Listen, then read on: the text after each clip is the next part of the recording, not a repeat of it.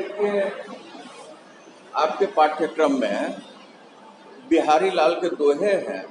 तो जैसी चर्चा आपसे चली थी कि दरअसल बिहारी मिर्जा राजा जय सिंह के दरबारी कवि थे और बिहारी के संदर्भ में कहा जाता है कि बिहारी गागर में सागर भरना। गागर में सागर भरने का अर्थ है कि बड़े अर्थ को बड़े सीमित दायरे में ले आकर के वो रख देते थे। एक्चुअली बिहारी के दोहों के संदर्भ में इनकी जो सतसई है, कहा जाता है सत सैया के दोहरे जो नावक के तीर देखन में छोटन लगे घाव करेगा। इसका मतलब कि सतसई के जो दोहे हैं दिखने में कैसे छोटे, दो पंक्तियां है कि नहीं, लेकिन ये आकार में छोटे हुए होते हुए भी ये क्या कर रहे हैं, ये उसमें बड़े अर्थ को समेटे हुए होते हैं। तो बिहारी श्रृंगारिक कवि हैं, तो उनका एक दोहा जो है जिसे मैंने आपको बताया है उसे दोहरा रहा हूं। मेरी भव बाधा हरौ राधा नागर सोई जा तन की झाई पर है श्याम हरित दुति हो। मेरी मतलब हमारी, भव मतलब सांसारिक, बाधा मतलब समस्याएं, हरो मतलब हरण करें, राधा मतलब राधिका, राधा श्री कृष्ण की सखा, नागर चतुर सुजान। नागर जो है नगर शब्द से बना है जिसका अर्थ होता है चतुर सुजान चालान। सोई मतलब वह। तो कहते कि मेरी सारी सांसारिक बाधाओं को दूर करे कौन? राधा। क्यों? राधा कैसे दूर कर सकती है? तो श्री कृष्ण ब्रह्म है, सर्वशक्तिशाली है कि नहीं, और श्री कृष्ण राधा के कहे में है। तो कहती मेरी भव बाधा हरो राधा नागर, हे राधा नागर, हे चतुर सुधान राधा, आप मेरी सारी की सारी सांसारिक बाधाओं को दूर कीजिए। राधा की एक तरीके से यहाँ बिहारी वंदना करते हैं। और बिहारी सतसई का ये पहला दोहा है। क्या कहते? जा तन की झाई परे। जा मतलब जिसके, तन मतलब शरीर, झाई मतलब परछाई, पर मतलब पढ़ने पर, श्याम मतलब कृष्ण, श्याम मतलब सांवला, हरित मतलब हरा, द्वित मतलब एक विशेष तरह की आभा। तो बिहारी लाल कहते हैं कि मेरी सारी की सारी सांसारिक बाधाएं राधा दूर करें, जिनके शरीर के परछाई पड़ने मात्र से श्याम जो है क्या हो जाते हैं? हरे हो जाते हैं। यहाँ जो है आप देखिए बहुत ही अच्छा श्याम क्या कि राधा जैसे ही जाती हैं, राधा के जाने मात्र से श्याम ने राधा को देखा और श्याम के चेहरे पर, कृष्ण के चेहरे पर प्रसन्नता आ गई, एक विशेष तरह की द्युति आ गई। एक बात। और दूसरी बात, यहाँ कवि जो है देखिए रंग की गजब की पच्चीकारी कर रहा है। वो क्या कर रहा है कि राधा का रंग गोरा, श्री कृष्ण का रंग सांवला। तो जब राधा पहुंचती है तो श्री कृष्ण के सांवले रंग के ऊपर राधा के शरीर का जो गोरा रंग है वो जब पड़ता है तो ऐसी स्थिति में जो श्याम रंग है, सांवला रंग है, वो एक विशेष तरीके की आभा, एक विशेष तरह की चमक देने लगता है। इसका मतलब यहाँ जो है बिहारी लाल राधा की वंदना करते हुए हमसे कहते हैं कि मेरी सारी की सारी सांसारिक बाधाएं जो है राधा रानी दूर करे, राधा दूर करे। क्यों? क्योंकि उनके पहुंचने मात्र से अगर वो प्रसन्न हो जाते हैं तो मेरी जो समस्या है अगर वो श्री कृष्ण से राधा कहेंगे तो हमारी समस्या का समाधान श्री कृष्ण करेंगे कि नहीं? ठीक है, ये राधा की सीधे सीधे वंदना है। अगले पे चलते हैं। बहुत ही प्रसिद्ध दोहा था मेरी भव बाधा है। फिर दूसरा भी मतलब सिलेबस में जितने लिए गए हैं बिहारी के चुनिंदा हैं और ये तो याद कर लेने वाले हैं। तो क्या कहते हैं? कहत नटत रीझत खिझत मिलत खिलत लजियात भरे भौन में करत है नैनन ही सब बात। कहत कहते हुए, नटत जिद करते हुए, मान करते हुए, रीझत रीझते हुए, खिझत खिझलाते हुए, मिलत मिलते हुए, खिलत खिलते हुए प्रसन्नता, लज्जा लज्जा करते हुए शर्म का भाव, भरे भावन में करत। तो ये सारी क्रियाएं है। देखिए गजब की जितनी है, ऊपर जो बातें कहेगी, कहना, नटना, रीझना, खिजना, मिलना, खिलना, लजाना, जो है ये क्या सारी की सारी क्रिया है कि नहीं? भरे भावन में करत है। भरे मतलब भरा हुआ, भावन मतलब घर, तो घर किससे भरा होगा? सदस्यों से, है कि नहीं? तो अरे भरे भावन में करत है, कहते क्या? में मतलब अंदर, करत मतलब कर रहे हैं। क्या कर रहे हैं? नैनन ही सब बात, नैनन मतलब आंखों से, सब मतलब सब कुछ, बात मतलब बात है। तो कहते हैं क्या? यहाँ जो है राधा के घर पर श्री कृष्ण गए, और जब श्री कृष्ण राधा के घर पर गए तो ऐसी स्थिति में वहां घर में कौन है? परिवार के सारे सदस्य हैं, माँ है, पिता है, भाई है, और भी जो भी सेवक सेविका इत्यादि इत्यादि होंगे। तो कहते हैं भरे भवन में करत है, भरे हुए घर में परिवार के सारे सदस्यों के बीच में वो बात कर रहे हैं। तो क्या बात कर रहे हैं? इधर उधर के टाइम पास नहीं, प्रेम का क्या कर रहे हैं? निवेदन कर रहे हैं। अटपटी स्थिति है कि नहीं? हमारे यहाँ प्रेम की बात कोई आए और परिवार के बीच में करने लगे तो क्या हो जाएगा? एकदम अटपटी स्थिति, दंगा वाली स्थिति आ जाएगी। तो यहाँ श्री कृष्ण पहुंचे तो क्या कह रहे हैं? अपने प्रेम का निवेदन कर रहे हैं। क्या? वो जो है अपने प्रेम को अपने इशारे से, क्योंकि बोला कोई नहीं है शब्द से, क्योंकि बात करने के लिए तो बोलना पड़ेगा। तो यहाँ जो श्री कृष्ण ने भी कुछ नहीं कहा और राधा ने भी उत्तर में कुछ नहीं कहा, लेकिन सारी क्रिया हो गई। तो कहते हैं क्या? भरे भवन में करते, घर में सारे सदस्यों के बीच में वो कर रहे हैं क्या? नैनन ही सब बात, आंखों ही आंखों से, मतलब इशारों ही इशारों से। गजब की भाषा होती है। शब्दों से तो हम कह दें तो उसका अर्थ लगा लिया जाता है, लेकिन इशारों से भी कितनी बातें हो जाती हैं। और ये इशारों की भाषा ऐसा नहीं है कि इससे जो हम सभी अनभिज्ञ हैं, है कि नहीं? क्या कहा?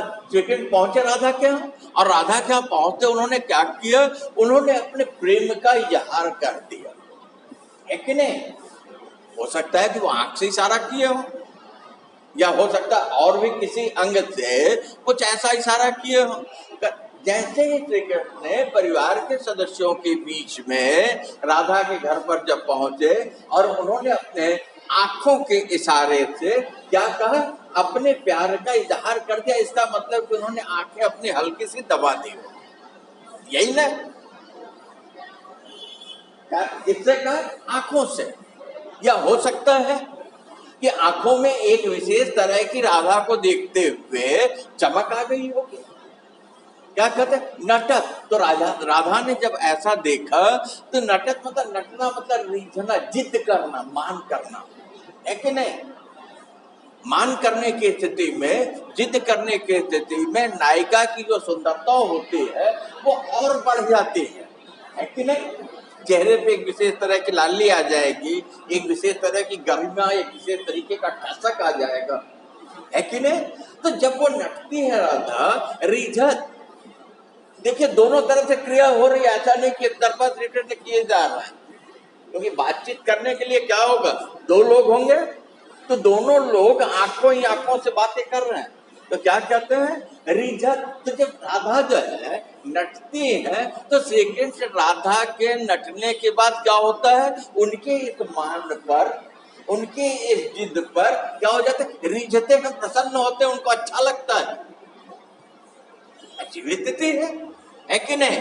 कि गए परिवार के सदस्यों के बीच में प्रेम का निवेदन कर दिया। अब क्या नट रही है? मना कर नहीं, कोई देख लेगा, और कोई देख लेगा तो असुविधा हो जाएगी, दोनों के लिए असुविधा हो जाएगी। और राधा के इस मान को देख करके श्री कृष्ण और प्रसन्न होते हैं, खींचत। तो जब श्री कृष्ण खुश होते हैं तो राधा को क्या होता है? खींच आती, गुस्सा आता है। अरे यार, ये तो जो नटत वाली स्थिति थी उसका और चरम विकास हुआ कि नहीं? खींचा, तो राधा और खींचती हैं। तो क्या हुआ होगा? हो सकता है चेहरे की लालिमा बढ़ गई हो, अंग में एक विशेष तरीके का कड़ापन, एक विशेष तरीके के गुस्से का भाव आया हो, आंखें और लाल हुई हो, है कि नहीं? तो मिला, क्या हुआ? राधा गुस्से से देखी होंगे श्री कृष्ण की तरफ और श्री कृष्ण ने राधा की तरफ देखा, तो क्या हुआ होगा? दोनों की आंखें मिल गई। अजीब स्थिति है, एक गुस्से में देख रहा हो और किसके लिए? इन्हें तुम गलत कर रहे हो, है कि नहीं? तो जैसे ही दोनों की आंखें मिलती हैं, क्या हो जाता है? तो राधा की दो आंखें और श्री कृष्ण की दो आंखें मिलत, गजब की स्थिति हो गई। परिवार के बीच में इतनी बातें हुई हैं और परिवार के बीच में, लोगों के बीच में मिल भी ले रहे हैं, तो मिलना किससे? और आंखों से। आंखें तो अभी तक संवाद कर रही थी, बात कर रही थी, प्रेम का इजहार कर रही थी, प्रेम का आनंद ले रही थी, लेकिन जैसे ही आंखें मिली तो क्या हुआ? खिला। श्री कृष्ण के चेहरे पर और राधा के चेहरे पर, दोनों के चेहरे पर एक विशेष तरीके की प्रसन्नता आ गई, है कि नहीं? खिला। दोनों से क्या हुआ? चेहरे पर प्रसन्नता नहीं आई, बल्कि ये कह लीजिए रोम रोम प्रसन्न हो गया, है कि नहीं? प्रेम का इजहार हो गया और सामने वाले के पास प्रेम पहुंच गया और सामने वाले ने प्रेम का जवाब दे दिया। संवाद तो यही हुआ ना, लज्जा। लेकिन जैसे ही प्रसन्नता आई तो, लेकिन स्त्री जनित सौंदर्य किसमें है? लज्जा में। इस बात को आप जान लीजिएगा, पुरुष में स्त्रियोचित गुण आ जाए पुरुषत्व के गुण के साथ, तो वो देवता हो जाता है, ऐसा काव्य कहता है। बदलते समय के साथ, नहीं तो हमारे यहाँ जो श्रृंगार में ये कहते हैं कि अगर स्त्री में पुरुषोचित गुण आ जाए तो क्या होता है? उसका जो प्राकृतिक सौंदर्य है वो नष्ट हो जाता है कि नहीं? तो लज्जा, मातृत्व, गंभीरता, धीरता, सुशीलता, संस्कार, ये स्त्री के गुण हैं। तो क्या हुआ? तुरंत लज्जा का भाव आ गया, किसके ऊपर? राधा के चेहरे पर, है कि नहीं? क्या कि तुरंत होश आ गया कि अरे परिवार के लोग हैं, है कि नहीं? तो क्या हुआ? कहत नटत रिझत खिजत मिलत खिलत लज्जा। यहां देख लीजिए, हर शब्द के अंत में त है कि नहीं? क्या हुआ?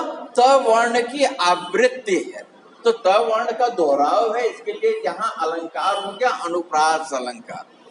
ठीक है, समझ में आया? अगले दोहे पे चले।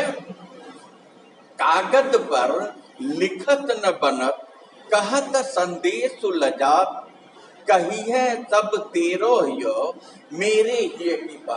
प्रेम का चरम है कि नहीं? प्रेम की स्थिति में क्या होता है? हम द्वैत, दो नहीं रह जाते, अद्वैत हो जाते हैं, एक हो जाते हैं, है कि नहीं? वहां से क्या हो जाते हैं? एकाकार हो जाते हैं। तो कहते कागज पर लिखत न बना। कागज मतलब कागज, लिखत लिखता, लिखते हुए, बनत बन रहा, मतलब क्या? कागज पर लिख नहीं पा रहे। गजब की स्थिति है। ये कौन है? ये राधा है। ये कौन है? ये प्रेमिका है। तो कागज पर लिखत न बना, कागज पर लिखते नहीं बन रहा। और कहते कहत संदेश लजा, क्योंकि कागज पर अगर लिख करके प्रेम पत्र भेज देते तो हम सामने तो नहीं होते, लेकिन वो कागज जा करके वो हमारे प्रेम का इजहार कर देता, लेकिन उस पर लिखते हुए नहीं बन रहा है। क्यों नहीं बन रहा? क्योंकि प्रेम को पूरा का पूरा जस का तस, जैसे का तैसा कागज पर लिखा ही नहीं जा सकता, है कि नहीं? क्योंकि प्रेम तो एक भाव है, और प्रेम एक भाव है, वो कैसा है? असीमित है। और जो असीमित है उसे सीमित में कागज पे लिखा जा सकता है क्या? ये तो अनुभूति है ना। कहते कागज पर लिखत न बना, कागज पर नहीं लिखते बन रहा है। दूसरी बात बेचैनी, कि मन के भाव को कागज पर कैसे लिख दूं, लज्जा का भाव। कहत संदेश लजात, कहत मतलब कहते हुए, संदेश मतलब संदेशा, लजात मतलब शर्म आ रही है। कहते और कागज पर मन के भाव को तो नहीं लिख पा रही हूँ, और अपना संदेशा स्वयं से कहते हुए या संदेशा किसी और से भेजा जाता है तो कहत संदेश लजात, कि अब अगर किसी से मैं संदेश भेजूं तो भी लज्जा आ रही है, शर्म आ रही है। क्या होगा अगर बीच में किसी को संदेशा दिया कि जाके भाई श्री कृष्ण से कह देना, तो क्या हुआ, प्रेम की पोल तो खुल गई। कागज पर लिख नहीं सकते, प्रमाण हो जाएगा। देखिए फिर एक नया अर्थ खुला, कागज पर लिख नहीं सकते, तो असीमित वाला था, प्रमाण हो जाएगा। और संदेशा कहने में भी लज्जा आ रही है, तो ऐसी कौन सी बात है भाई, है कि नहीं। कहिए सब तेरो हियो, तो अगर कागज पर लिखते नहीं बन रहा है, संदेशा हम दे नहीं सकते, तो फिर ऐसे भाव के होने का कोई मतलब है, ऐसी बात के होने का कोई मतलब है नहीं, है कि नहीं। कहते कहिए सब तेरो हियो, कहिए कहेंगे, सब मतलब सब, तेरो मतलब तुम्हारा, यो मतलब हृदय। बड़ी मुश्किल है। बात किसकी है, बात राधा की है। बात किसकी है, बात प्रेमिका की है। तो जैसा मैंने कहा कि वहां द्वैत दो नहीं होता, एक हो जाता है, तो क्या कह रही है प्रेमिका को, कहती कहिए कहेंगे। कौन कहेगा, तुम्हारा ही हृदय तुमसे जो बात कहेगा, तेरो ही हो, तुम्हारा ही हृदय तुमसे हमारी बात कहेगा। अरे प्रेम का इजहार हो गया कि नहीं। क्या कहते, मेरे ही की बात तुम्हारा हृदय कहेगा तुमसे। किसकी बात कहेगा, तो कहते सब कुछ मेरे हृदय में जो है, मतलब जैसा मैं सोचती हूँ, जो मैं कहना चाहती हूँ, वही तुम्हारा हृदय भी तुमसे कह रहा है। और ध्यान दीजिए, वही तुम्हारा हृदय भी तुमसे कह रहा है, और तुम्हारा हृदय को तुमसे कह रहा है, वो किसकी बात, वो तुम्हारा नहीं है बल्कि मेरा है। तो वहां क्या हुआ, अगर तुम्हारा हृदय मेरी बात कह रहा है, ऐसी स्थिति में तुम में और मुझ में कोई फर्क नहीं है, तो अपने हृदय की बात को सुनो। यही तो कहते हैं ना कि हमारी आत्मा जो कहती हो, हमारी अंतरात्मा जो कहती हो, दुनिया का सच वही है बेटा, है कि नहीं। मन जो कह रहा है, ये बात को आप जान लीजिएगा कि हमारे पास जो दो मन, जो कि व्याख्या से थोड़ा सा दाएं बाएं जा रहा है, हमारे पास क्या होता है, दो मन है, एक चेतन है, एक अचेतन है। चेतन मन दुनिया में सारे मित्रों के साथ घूम रहा है, सारी बदमाशी, सारी शैतानी, सारी चीजें वही करता है। क्या सही है, क्या गलत है, क्या करना चाहिए, क्या नहीं करना चाहिए, वो कौन करता है, वो हमारा तुरंत अचेतन मन हमसे कहेगा कि नहीं ये नहीं करना चाहिए।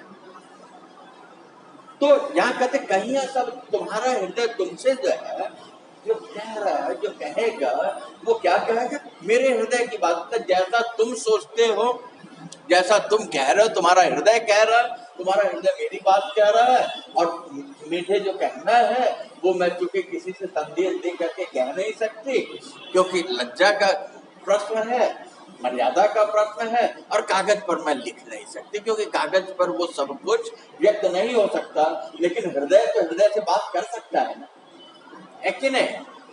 गजब की स्थिति हो गई, मतलब आंखों के रास्ते कहाँ उतर गए, हृदय में उतर गए, जाकर के वहां घर बना लिया। क्या हुआ, दो राधा अलग नहीं रह गए, कृष्ण अलग नहीं रह गए। देखिए आज भी हम क्या कहते हैं, राधे राधे, है कि नहीं, राधे राधे, राधा कृष्ण, इतना राधा कृष्ण। राधा को जो बुलाते हैं क्या, कि राधा अगर खुश हो जाए तो क्या होगा, श्री कृष्ण खुश हो जाएंगे, है कि नहीं। राधा अगर प्रसन्न हो जाए, और जहां तक मातृत्व की बात है वो स्त्रियों के पास होता है, तो राधा के खुश होने की संभावना श्री कृष्ण की तुलना में ज्यादा है, वो पहले प्रसन्न हो सकते। ठीक है, समझ में आया। या अनुरागी चित्त की गति समुझे नहीं कोय, ज्यों ज्यों बूढ़े श्याम रंग त्यों त्यों उज्ज्वल हो। क्या कहते हैं? या मतलब इस अनुरागी अनुरक्त, मतलब दिल, यहाँ जो है क्या हुआ, चित्त मतलब होता है मन, गति मतलब स्थिति, समुझे समझना, नहीं मतलब नहीं, कोई मतलब कोई। कहते हैं अनुरागी चित्त की जो स्थिति है वो जल्दी कोई समझ नहीं सकता। कौन समझेगा? जो अनुरक्त होगा, है कि नहीं? जो प्रेमी होगा वही प्रेमी के प्रेम के विरह को अनुभव कर पाएगा, और जो अनुरक्त हुआ ही नहीं वो क्या जाने प्रेम की बात, वो क्या जाने विरह की स्थिति, है कि नहीं? कहते हैं या अनुरागी चित्त की, ये जो अनुरागी मन है इसकी जो स्थिति है, इसकी स्थिति को गति समझे कोई समझ नहीं रहा है। बड़ी गजब की स्थिति है, एकदम उल्टा है। क्या कहते हैं? ज्यों ज्यों बूढ़े श्याम रंग, ज्यों ज्यों जैसे जैसे, बूढ़े मतलब डूबे, श्याम मतलब सांवला काला, यही है। तो काले रंग में अगर कोई वस्त्र डाल दिया जाए या काले रंग में कुछ भी डाल दिया जाए तो उसका रंग क्या हो जाएगा?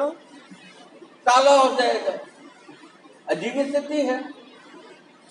श्लिष्ट है, श्लेष अलंकार है श्याम में। कहते ज्यों ज्यों बूढ़े श्याम रंग, ये जो चित्त हमारा है ये इतना अनुरक्त है कि जैसे जैसे ये श्याम के रंग में डूबता जाता है, श्याम मतलब श्री कृष्ण का रंग चढ़ता जाता है, प्रेम का रंग चढ़ता जाता है, त्यों त्यों उज्ज्वल हुए, बहुत अच्छा दार्शनिक रंग दे दिया। कहते जैसे जैसे श्री कृष्ण का रंग इस अनुरक्त चित्त पर चढ़ता जाता है वैसे वैसे ये क्या हो रहा है, इसकी जो कलुष, इसका जो कलुष है, इसकी जो कालिमा है, इसकी जो गंदगी है, इसकी जो विकृति है वो क्या हो रही है? श्री कृष्ण के प्रभाव के कारण वो दूर हो जा रही है, और इसका रंग कैसा हो जा रहा है? उज्ज्वल मतलब धवल हो जा रहा है, स्वच्छ हो जा रहा है। गजब की भक्ति है कि नहीं? भगवान के पास हम जाए तो भगवान के पास जाने के बाद क्या होता है? अगर आपने ध्यान दिया होगा, वहां गए, हाथ जोड़ा, आंखें बंद किए और ध्यान किया, तो उस समय देख लीजिए दुनिया की जितनी माया है सारी भूल जाती है। कुछ क्षणों के लिए कैसा हो जाता है? मन एकदम साफ हो जाता है, और पता चलता है कि आप कुछ घंटे कुछ दिन बहुत स्वस्थ रहते हैं। तो कहते हैं कि ये चित्त की जो अनुरक्ति है वो कैसी है? वो इस तरह की है कि इसकी गति को, इसकी स्थिति को कोई समझ नहीं सकता। जैसे जैसे ये श्याम के रंग में अनुरक्त होता जाएगा वैसे वैसे ही ये क्या होता जा रहा है? उज्जवल होता जा रहा है, स्वच्छ होता जा रहा है, सफेद होता जा रहा है, धवल होता जा रहा है, मतलब क्या, इसका विकार दूर होता जा रहा है। बेटा आप जानिएगा जो प्रेम है वो बहुत पवित्र है, प्रेम बहुत पवित्र है, उसके बीच में किसी भी तरीके का कलुष नहीं होता, उसके बीच में किसी भी तरीके का पर्दा नहीं होता, उसके बीच में किसी भी तरीके का संदेह नहीं होता। और प्रेम में क्या होता? कभी भी प्रेमी जो है, इस बात को आप जान लीजिएगा, किसी भी तरह की इच्छा नहीं करता। गजब की स्थिति है कि नहीं? यहाँ हम संसारी लोग प्रेम का मतलब ये मान के चलते हैं कि नहीं, प्रेम के बदले प्रेम देंगे तो प्रेम मिलेगा। ये क्या, ये संसारी व्यवहार है, ये तो व्यापार हो गया। हमने कुछ दिया तो उसके बदले हमें कुछ मिला, है कि नहीं? हम दुकान पे जाते हैं, पैसे देते हैं, सामान लेते हैं, दुकानदार हमसे क्या करता है? हमें सामान देता है, पैसे लेता है। ये तो क्या हो गया? लेन देन हो गया। लेकिन जहां तक प्रेम की बात है वो कैसा है? वो निष्कलुष है, पवित्र है, उससे साफ, उससे उजला, उससे अच्छा तो कुछ हो ही नहीं सकता। और दूसरी बात बताएं, प्रेम कभी भी हमें गिरने नहीं देता। प्रेम की वजह से हमारा चरित्र कभी भी नष्ट नहीं होता। अगर कहीं भी जान लीजिए कि नष्ट होने की स्थिति आ रही है, कालिमा आ रही है, कुछ छुपाना पड़ रहा है, तो वो प्रेम नहीं है, क्योंकि वहां का दुराव नहीं होता, छुपाव नहीं होता, किसी भी तरह का पर्दा नहीं होता, है कि नहीं? तो क्या कहते हैं? यह अनुरागी चित्त की गति समझा नहीं कोई। ये चित्त कैसा? अनुरक्त है, और इसकी स्थिति को कोई समझ नहीं रहा है।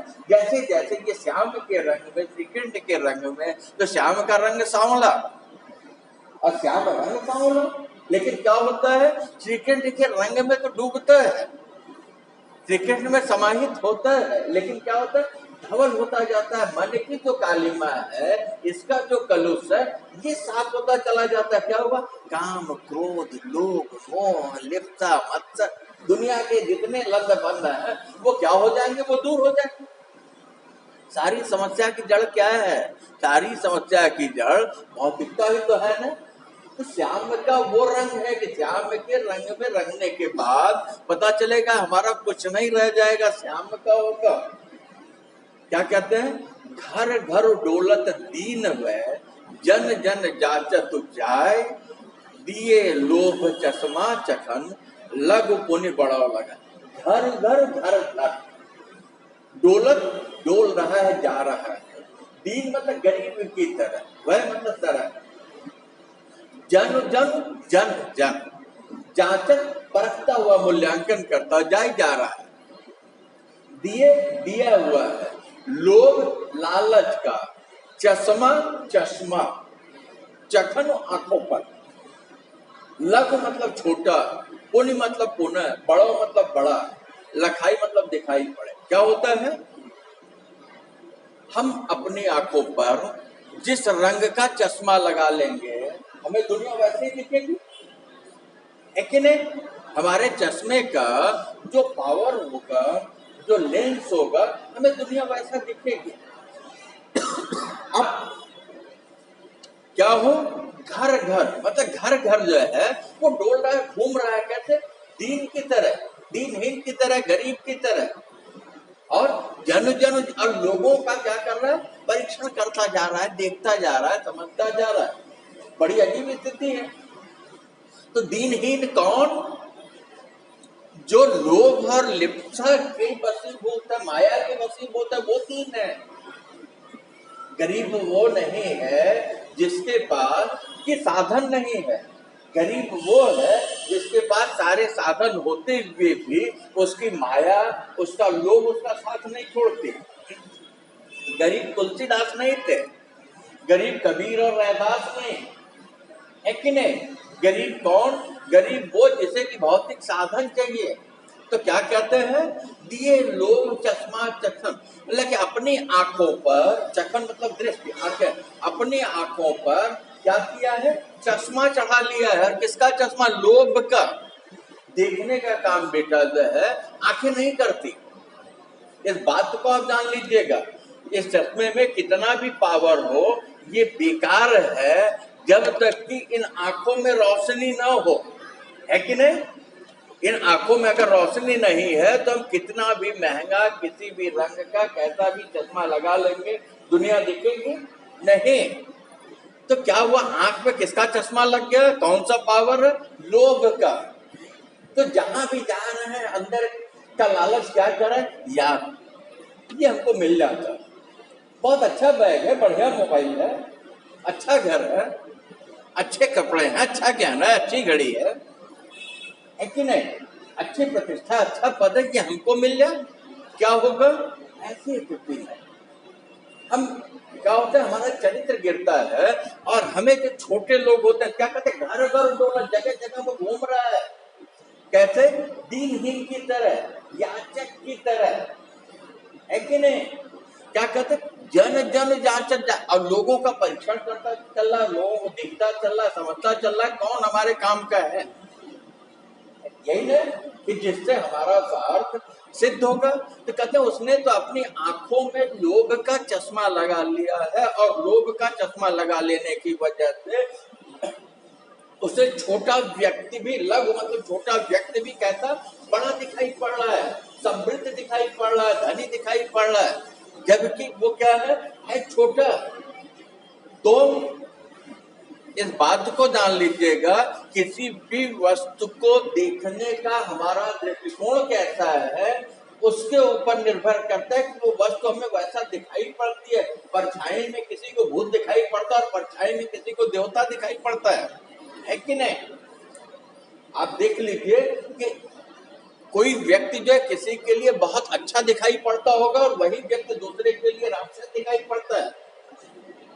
मोहन मूरत श्याम की अति अद्भुत गति जोई, बसत सुचित अंतर, तव प्रतिबिंबित जब। मोहन मतलब मोहन किसे कहने की, मूर्त मतलब मूर्ति, श्याम की, श्याम श्री कृष्ण का नाम है, ठीक है। अति अद्भुत गति सोई, कहते हैं ऐसी स्थिति में श्याम की, मोहन श्री कृष्ण का नाम भी है, और मोहन मतलब मोहने वाला, कहते श्याम की जो मूर्ति है वो कहते कैसे, कहते हैं अद्भुत है। कहते बसत तो चित अंतर, वो हमारे अंतर आत्मा में निवास करती है। तो प्रतिबिंबित जब वो अगर हमारी अंतर आत्मा में निवास कर ले तो क्या होगा, हमें जो सारी की सारी दुनिया दिखाई पड़ने लगेगी। तो मोहन की मूर्ति जो है वो अद्भुत है, जो कि अगर हमारे चित्त में आ जाए, हमारे मन में आ जाए